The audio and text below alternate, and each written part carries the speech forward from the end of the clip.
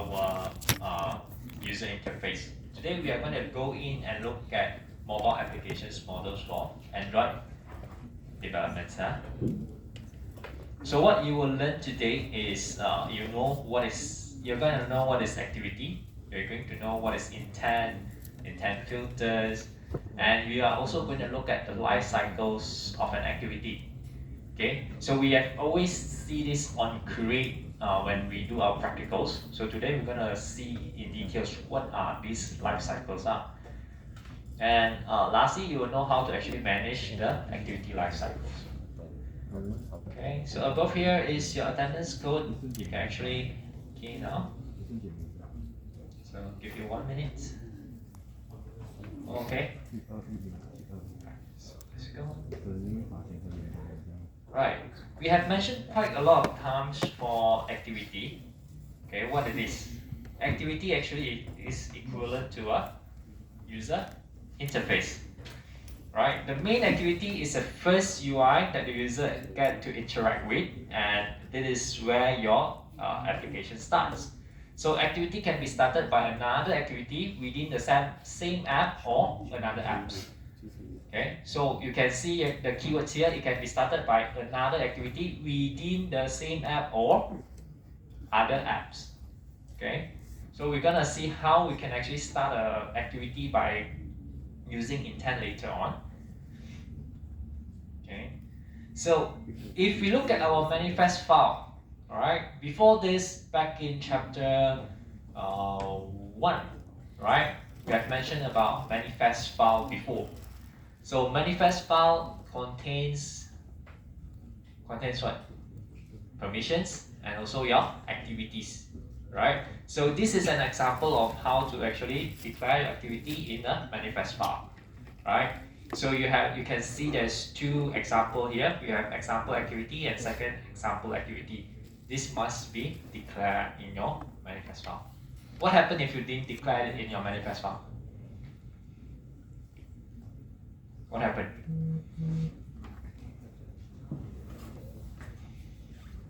Can you still run your applications?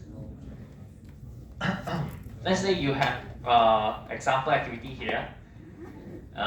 Second example activity you did declare. Can you still run your app? Can you still run your app? Your app's still able to run, but there will be a problem. When you run, your second example activity won't be available for you. Right? So let's say you have an intent to click in, right? Your app will crash. Or you cannot see your activity at all. Right?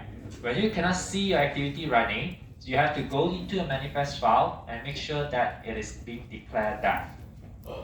Okay? Alright. So how do we actually shut down an activity, right? So the finish methods over here, right, is actually for us to shut down our activity, right, the current activity, and for the finish activity method is to shut down a separate activity that was previously started. So there's a different one is for current activity, the one that you are running at the program, right? Another one is shut down a separate activity that was previously started, right? So each time a new activity starts, the previous activity is stopped, but the system preserves the activity in a stack. Okay, so in Android itself, we always have this sort of like a data structures, right? Which is called last in, first out. Alright. User press the back button, the current activity is being popped from the stack and the previous activity resumed. This is what we have been doing in our practicals, right? Last week, we are doing the pop and pop inclusive, sorry. Okay, so this is what we always talk about. Okay, so for example, we have one activity here. So this is the main. When we start activity 1, it will be the first one at the bottom of our stack. So then we start second activity. What happened here? Activity 1 will be stopped, right? And activity 2 will be bring to the foreground. But currently, if we look at our stack, this is how it looks like.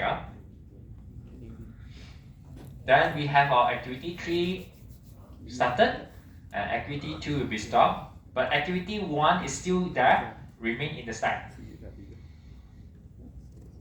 Okay, so here, if let's say now that user click the back button on from activity 3, what happened is 3 is being popped up from the stack, and we'll go back to our activity 2. Activity 2 will be resumed. Alright, the same goes to activity 2. From activity 2, you press back button, then you will go back to your activity 1, which is your main in the stack. This is how it's being popped up. So, very fast, questions. In the context of Android, what is the main purpose of an activity? UI, okay. Why is it important to declare an activity in the manifest file? Alright, how about this? Same thing, we're gonna need our Google Jamboard.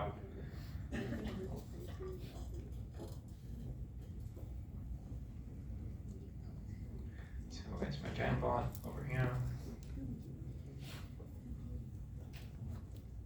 So each group, one representative. Please put in your answer here.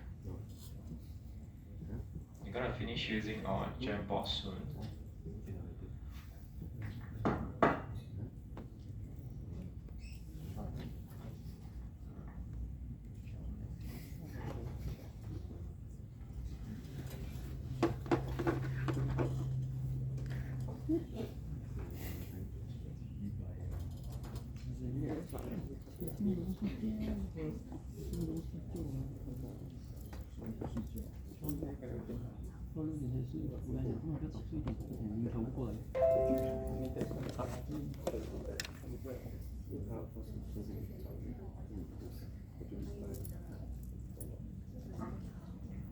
Okay, so each group representative, please put in your answer here.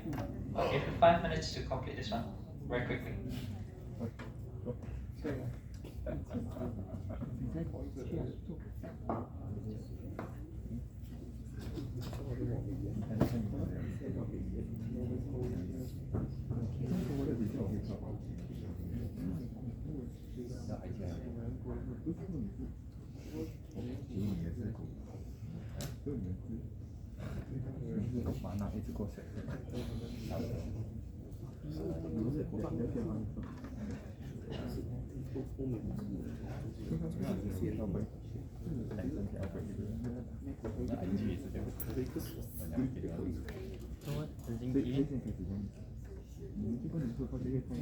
因为那条狗每天只有1星期的那条狗，看到吗？因为那条狗。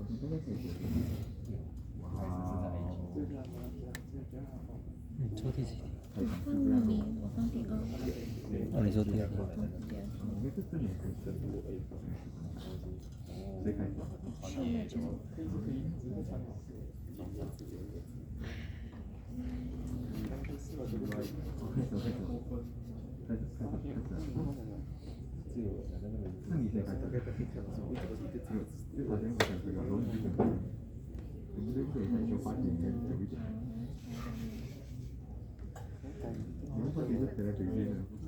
边那边跑那边有吗？反正那天那边有跑步吗？有，我有，在宿舍。在家。差小没有带来。我也差小没有带来。上学时不是他会有电，不是我的电。没有跑步，一个人在跑步，一个人在跑步，还有我有没有其他时间？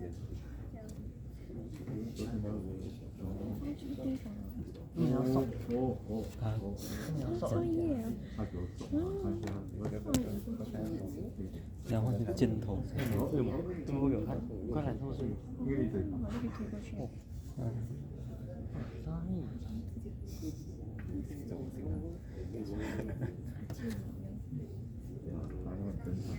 而且到南边比较痛，我们还没有特别，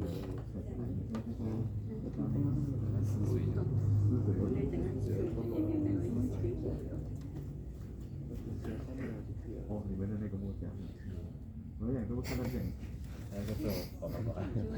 条线。什么真的是挺走过去，突然变小蟑螂了。然后我就晚上回来。突然，哦，你不敢去哦。全都球球。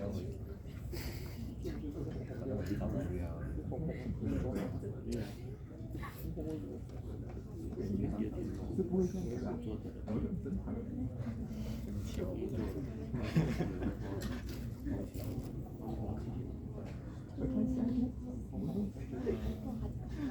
可是你那个在不同国家国家，你知道吗？一个在地区不一样，这样一整天下来会，可是梦里面有个在讲，在不同的天啊，就是打靶。我跟他还没开始就冷暴力，就到附近，好像有市场的。要真的剁下去。刚刚不是你们一直在那边。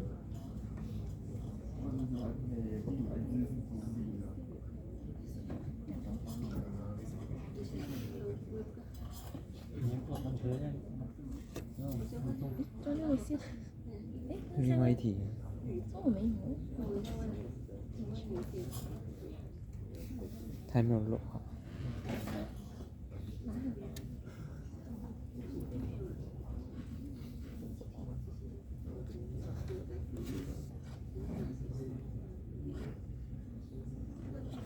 挑战老师眼睛。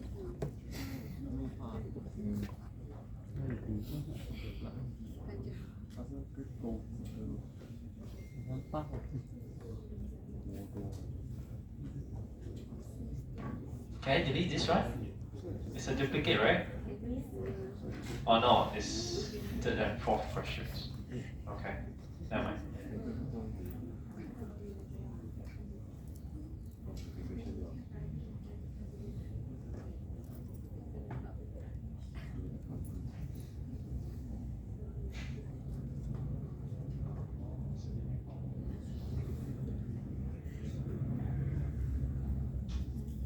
Anyone else putting answer?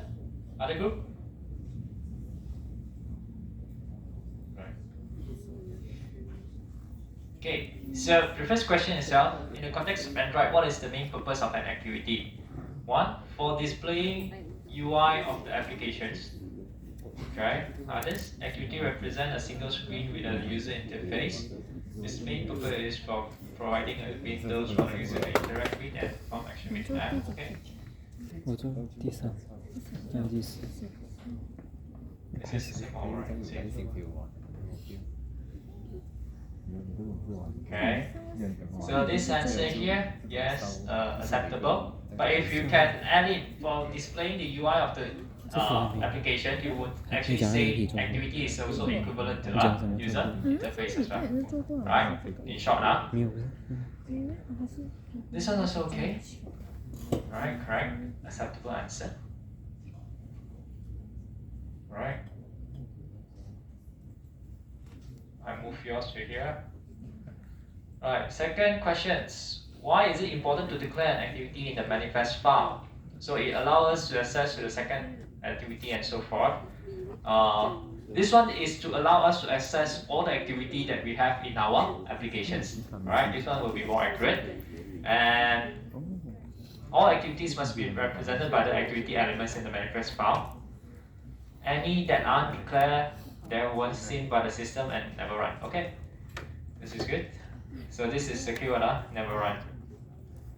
Very good. So third question, what is the data structure used by Android to manage the components of an app? Which is the last in, first out. Okay, last in, first out. So this one? The stack. So you can actually mention last in, first out. Last in, first out. Right. What will happen to an activity if a user navigates away from it? The activity will be in the stack. The oldest activity will be at the bottom. The current activity will be on top. Okay. So actually, what will happen? Okay. The initial part, your answer is good, alright? But at the back, you can actually mention the activity will be stopped. Right? The activity will be stopped and will be put into the stack. Okay, so stack is When the user leaves, can I enlarge this? When the user leaves a task using the home button or gesture, the current activity is stopped and the task go into background. This one, if you use home button, you exit your app, huh? So it should be back button, right? So if you go for back button, gesture, this one okay. The current activity is stopped. This is correct, right? And its task goes into background, or here you say goes into the stack, right? This one okay. Just at this, you have to change to back button. Okay, so let's continue on. Thank you for the answer. Oh, should do this. Now let's look at intent. Right? Just now we mentioned before, an activity can be started within an app and also what? Within. If we use intent, right? Okay, the activity can actually be started within the app itself, within the activity from the same app, or it can also be started from an activity outside of the app. Okay, so that's how we actually use intent. There are two types of intents here. One is explicit, and another one is called implicit. Right? So when we say explicit, means that we want to start a component in our own app. Okay, we need to actually supply what is the activity that we want to start it. Okay, so in here the descriptions are to start a component in your own app, you need to supply a target package name or a fully qualified component class name. So this line here means that your activity class. Okay, we always have main activity.kt, right? Those are your packages, right? Activities class component. You just need to refer to that one, and you will be able to run your activity. So always remember, explicit means that you already know where is which activity that you want to start, right? Then when it comes to implicit, okay, you need to declare a general actions to perform, and then which allows a component from another app to handle it. So this one always, for instance, if you want to send email, right? We will send an intent in an implicit way.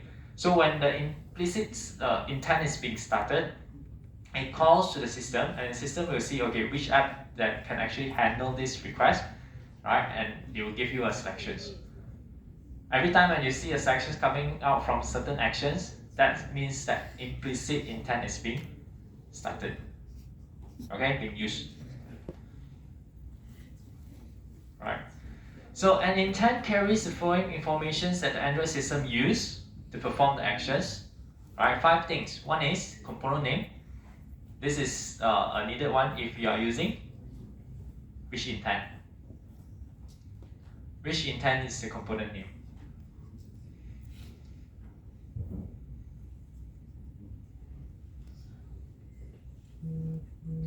Component name means that we want to specifically go to that particular activity, so it should be explicit. Alright? So the actions, what we want to do, the data, what are the category and extra. So this one category and extra here, you can always put it as in the implicit, whereby we want to put in tags. Okay, let's say you have emails, you can put in the tags, and let's try it here. Okay, so what is the component name? The exact name of the component to start. We want to, when we use the explicit intent, right, to launch an activity within an app, we need to always have the component name.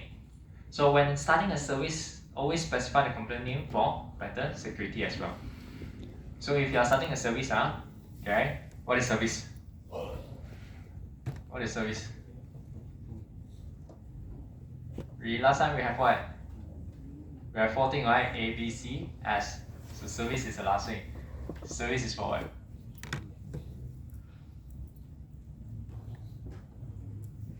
Long actions and background actions. We use service to run them, right? Then we have actions here. So when we say actions, means that we want to determine how the intent is being structured.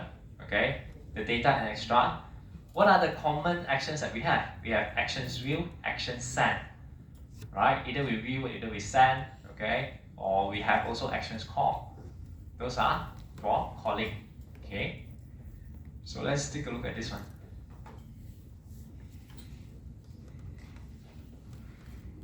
Right? You need to know intent, okay? Because you might need it in your practical test, right? So these are the actions that you can actually call, right? Action view, display information about a person whose identifier is 1, right? And then we have action dial, action view, okay? We have also actions edit information about a person whose identifier is 1, right? And what else? Okay, so these are the things that we have in actions, right? So over here, action main, right? Action get content, and so these are the only example that we have here. Okay, so go back here.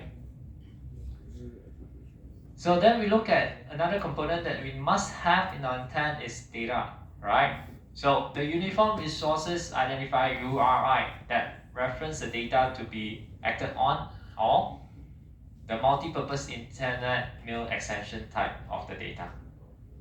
Okay, you can see here when you have action view, okay, what you want to put in as a data. You have contacts, right? Or you have phone numbers, you have your latitudes, okay? If you have action send, then what is the things that you want to send in? This is my text to send, and what is the type that you want to actually put in as well over here. Okay, so the example, let's see if there's an example here.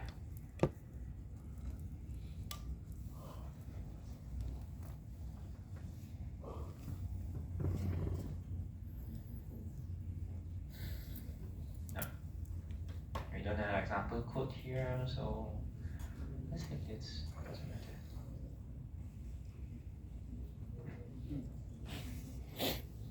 Okay, then after that we have intent category. So this is actually optional, sir. So what is category? This is just an additional information that we want to have for the kind of components that we wanted to handle the intent. So what is the common categories we have? Category browsable, category launchers, and so on. So these are the place where you can actually see the categories. So category default, tab, alternative, right? You can go in and see each one of it. So let's say for default, I'll set if the activity should be an options for the default actions, alright? So let's come back here. The last one, intent extra. So what is extra here? This is a key value pairs that carry the additional information required to accomplish the request actions. So if you use the put extra, right? The first one will be your key, the second one will be your value, right? So this method is to insert the data to an intent, right? Then we need to use get extra, right? When we use get extra, this is to retrieve data from an intent. So let's take a look at explicit here, right? How we do it, from activity A, we create an intent. So this is an intent here, right? Then we pass it into Android system. So Android system will search all the components of app that can actually match this intent here, right? And then from here, we will actually call, right, and start the matching activity, and we will come to your activity B. So you can imagine that if you are using a camera app, let's say now, if you use email will be better options, right? So if you click on email, it sends out an intent, right? So it will actually call to two types of apps that can handle email. One is the one that you have in your Android phone, the default email system, and then another one would be your Gmail, right? Then you select, and from there you selected, it will start the activity from the apps that you selected. Okay. Now, right? Then we have this one here. Start. Okay. So when we start another activity by calling start activity, passing it an intent that describes the activity that you want to start. Right? So in here, this is how we start our activity. Intent this compose activity class. So this is the class name that you want, the component class name. Alright? Okay, so and intent carries the data from activity to another using the extra.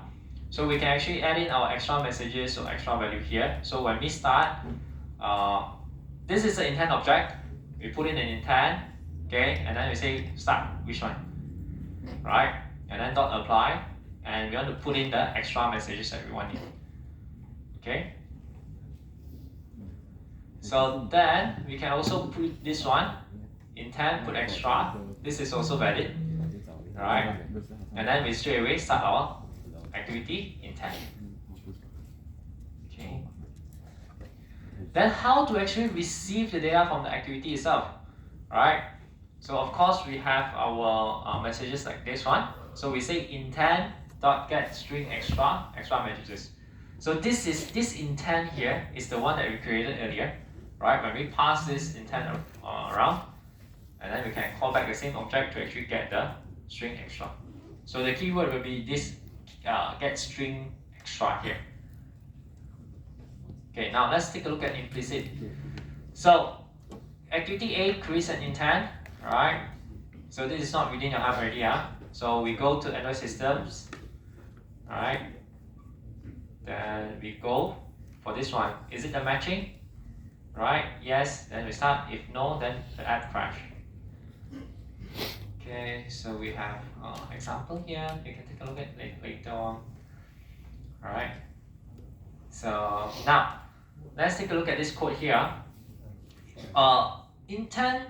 When we create intent for implicit, this one will be a little longer because we need to set in a few things.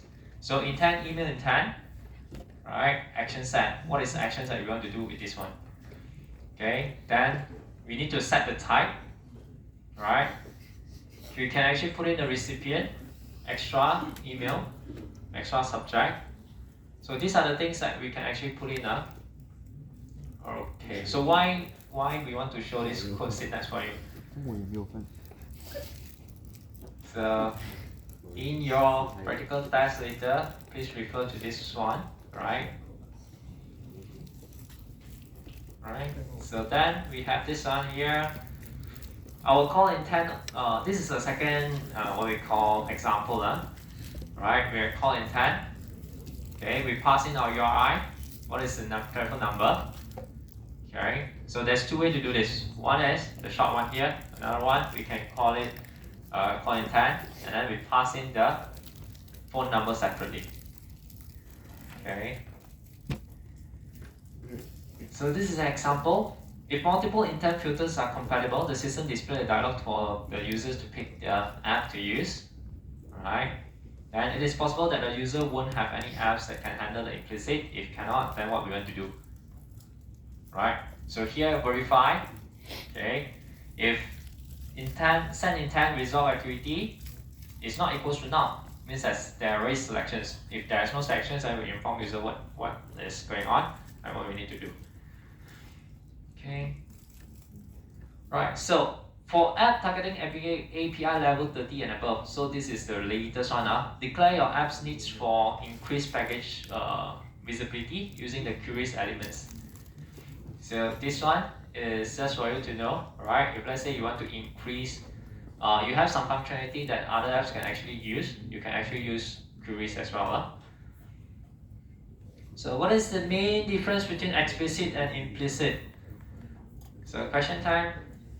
Right, while you do these questions, you can take a break 5 minutes, right? I'm gonna paste this in the Google Jamboard, right? Others can go for a break, and some representative, please write down the answer, yeah?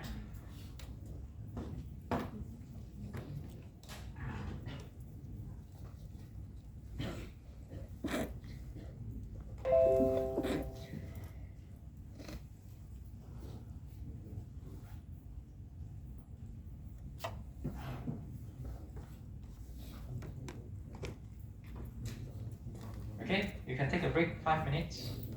Then you come back here at about 10:55.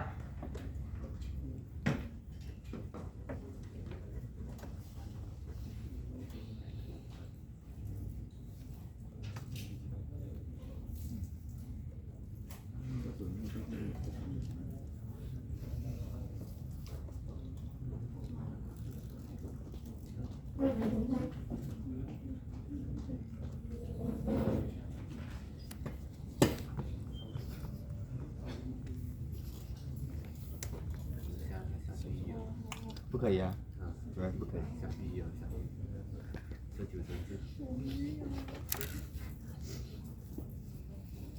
但是我要下手了。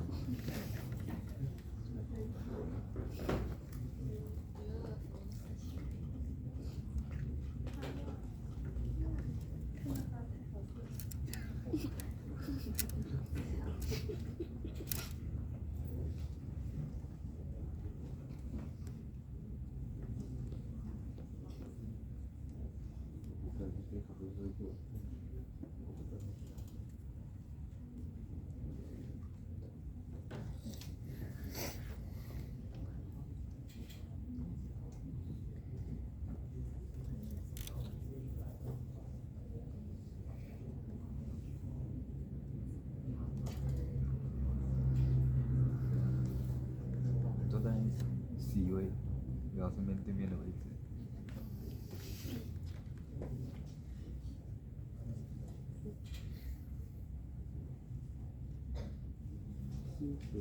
是。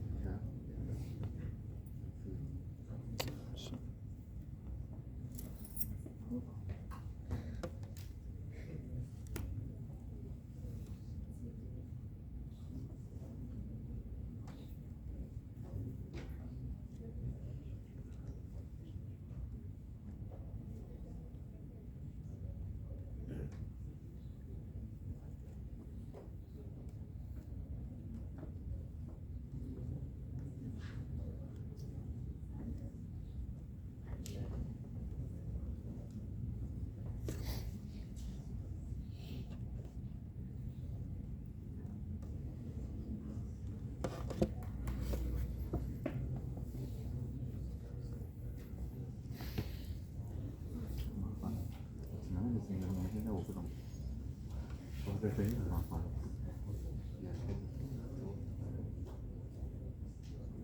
就昨天那个同事去看嘛，然后他就说，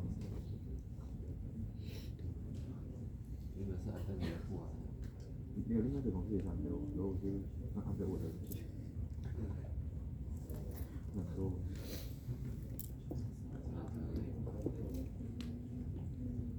自己讲。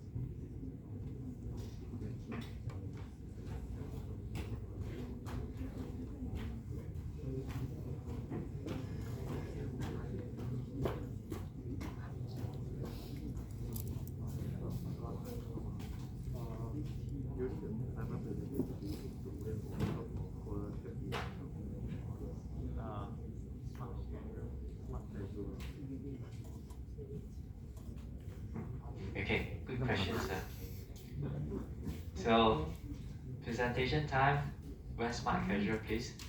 Yesterday, some of you wear shorts and slippers. 会要 Right, so smart casual at least, huh? 然后看我的黑色卫生啊，写字。有这种这写的这种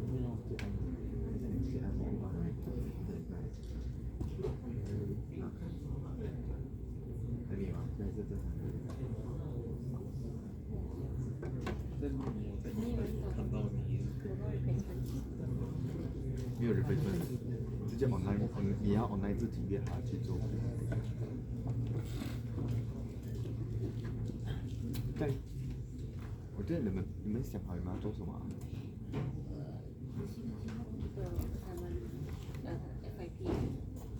我让你 reject 啊。OK 啊。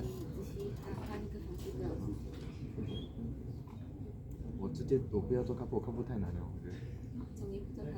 没有，因为很多想嘛，很多当我们在讨论，我们做存钱，我们做那种管理银行和支出那种，比较简单。啊？没有，因为懒惰想，而且客户一开始符合主题都想不对啊，这个只是 introduction 的课嘛，你不用做到这样难的 system， 做简单。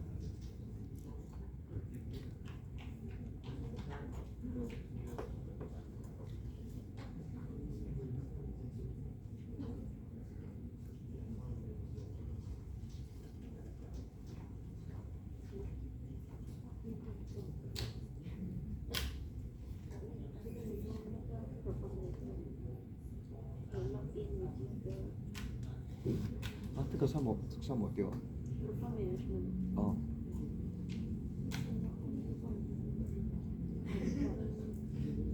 你们那边做什么？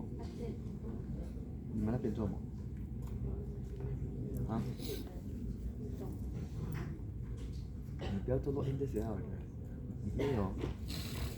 你就用 local 的对吧？你不要做 account， 我这样比较简单的想法，就是你不要联网会比较好做。我猜。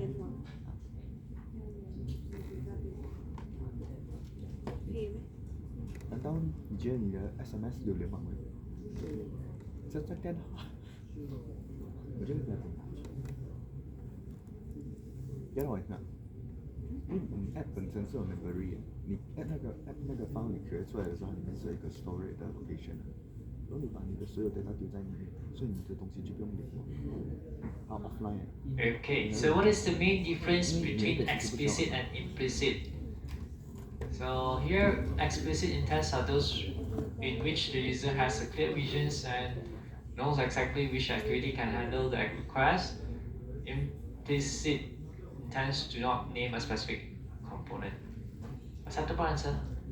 Right? You can actually mention that explicit is where we know the exact. We need to actually know the exact component or activity to handle that particular actions, right? So implicit is the one that we allow others activity to handle it, okay, without a specific activity. Okay, this one okay. So let's see this one now. So explicit intent requires to specify the packages class such as a second. Implicit is like asking other applications. Yes, can also acceptable answer. Right. So among the explicit and implicit intents, which one is suitable for each of the following? To share a website URL. Implicit. Okay. Right. So here, why do we want to use explicit for share a website URL? Actually, implicit would be much more appropriate because we can actually open up with different browser. Alright. So to listen to an audio file downloaded from the internet, implicit. Alright. To change an app sounds profile to silent mode. Okay, so everyone got it right? Explicit. Because this one is within the app itself, so we must use explicit. Okay, good. Right, let's continue on. So bear with me for another 12 slides. We're gonna finish this very soon. Okay. Happy already. Yeah. Right. So now let's take a look at intent filter. Right. We know that implicit is to handle. Implicit is to actually start activities, right? That we can allow the system to choose for us, or to come up with a list and then we choose, right?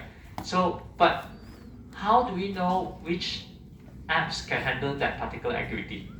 We don't know, right? So this is where it is. To advertise which implicit intents your app can receive using the intent filter elements. So in camera app itself, okay, in a camera app itself, they will have this intent filter saying that, okay, what do they actually do? What is the actions that they want to do? Okay, so here it says actions, right? Intent actions send. Okay, whatever intent filter that the implicit send out, which is action send, right? This one will be actually listed in. Okay, so then we have action name, intent category default, right? Then we have what is the type. Okay, mean type, text or plain. Okay.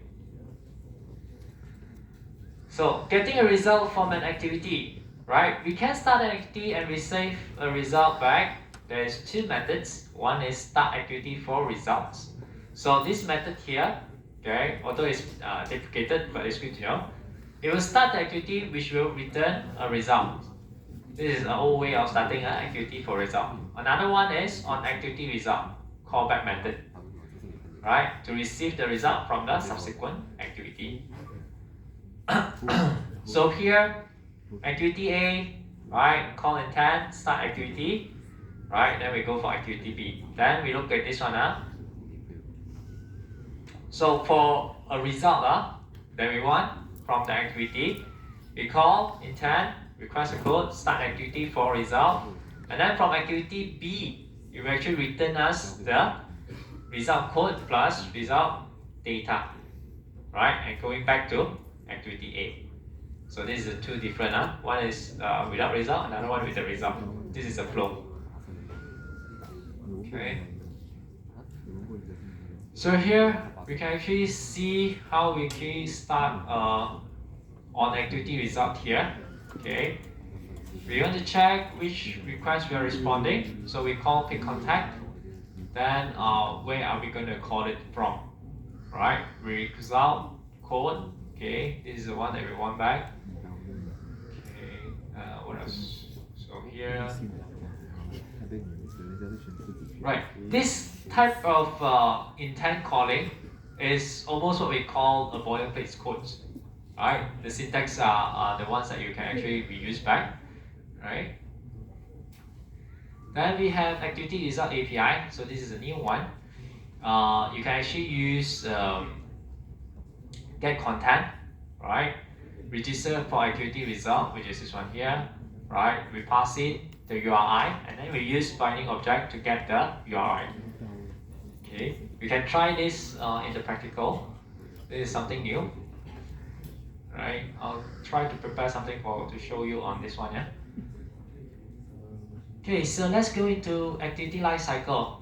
Alright, this one will be our last part, right, before we end today.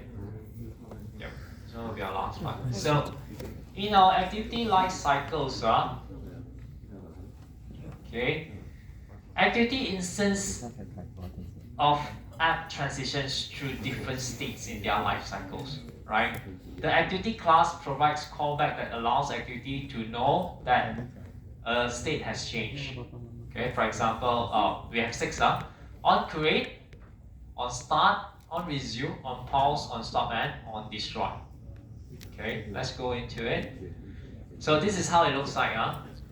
Always when we launch our activity, we will always go into on create. Then from on create, we'll go to on start, and from on start, we go to on resume, and then only we have our activity running. Right? So another activity comes into the foreground. So this activity now, right, it will go into on pause. Alright. Then on pause here, we will go to on stop if the activity is no longer visible, right? Or there's options are if the user navigate to the activity, let's say you navigate back to your current activity, you will go back to on resume and go back to activity running, right?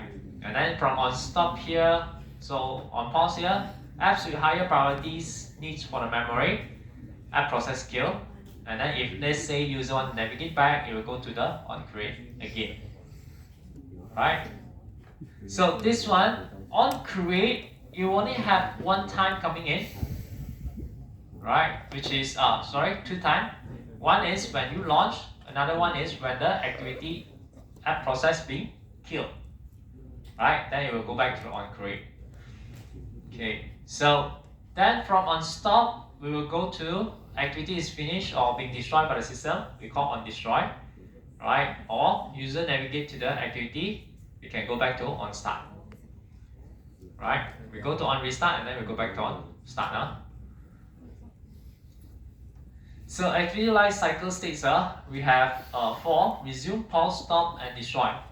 So in resume, is it visible? Yes, right? Pause partially, yes.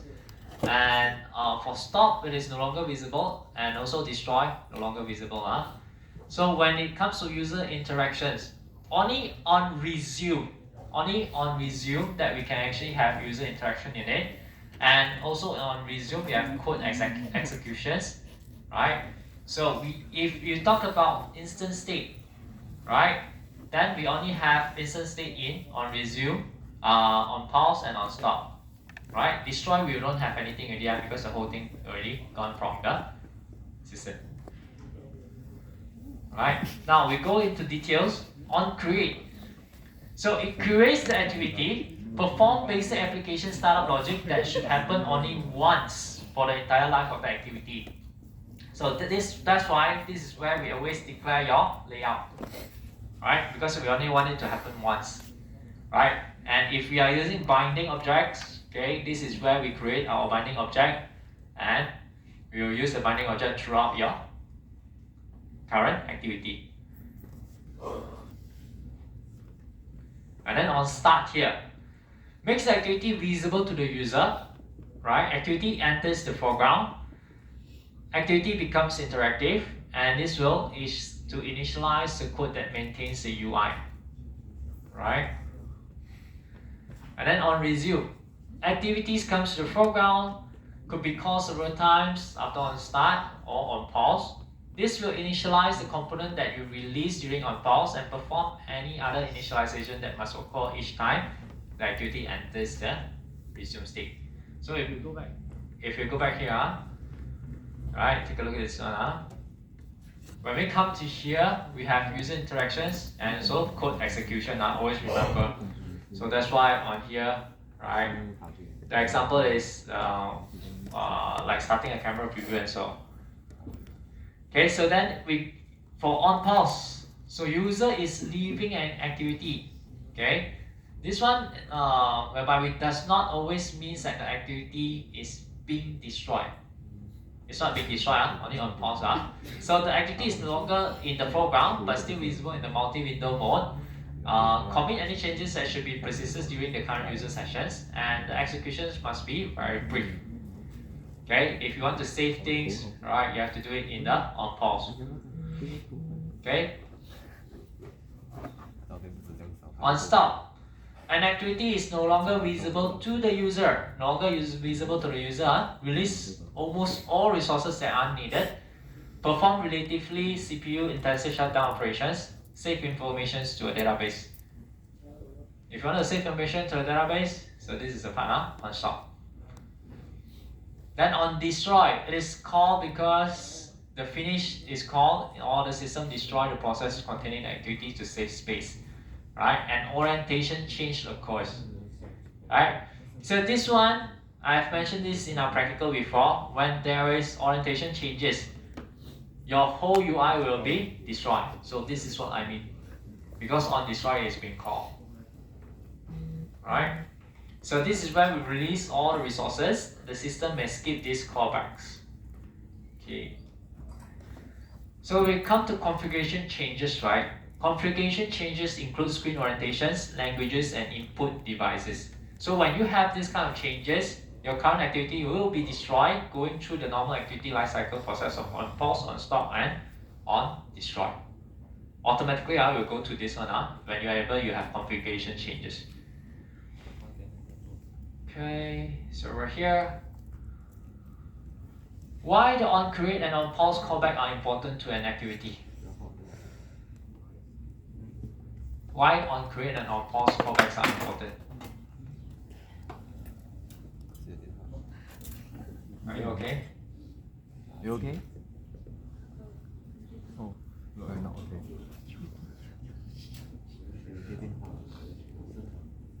Right. So let's jump from this question here. Alright, let's go to this one. Okay, saving and restoring activity state. So when we have instant state, what is this for? This is the saved data that the system used to restore the previous state. It's a collection of key value pairs stored in the bundle object, and the system used this bundle instant state to save information about each UI component. Alright, for example, we have a value entered by a user in a text field. Okay, so here, look at this one. Let's say you are typing a messages. Okay, then suddenly your mom call you. So what it do? Before it goes into your call, it will save the text. Okay, save instant state, right, to the bundle. This is unsent message. Once you are done with this phone app here, means that you have finished calling. Then you will go back to your apps, right? Let's say your WhatsApp. You will go back to your WhatsApp. So when you go back there, it has to restore your instant states, right? From this bundle, pass back to restore instant state. Then you'll have your messages here. Okay? The messages that we are talking about is this one, because this is the one that you are typing. Okay? So always remember, key value pair is being handled by the bundle. Okay? So these are the code example how we want to restore the instant state. Okay, this side is how we save the instant state. Okay. So multi-window and multitasking is a common features of a modern mobile devices. As a mobile app developer, explain how to enter the transitions from one window task to another to ensure important information is not lost. So this is we are using. You're gonna use bundle. Alright, use instant state to save it in the bundle and then restore it from the bundle itself. Okay, so this kind of question is going to be asked in your midterm. Okay, so any questions today? Any questions? The top? No questions? Alright, so if there's no questions, then we shall end our class today. Thank you for coming, and good luck for your presentations this week. So if you still have any question, you can ask me now, alright, or email me. Thank you.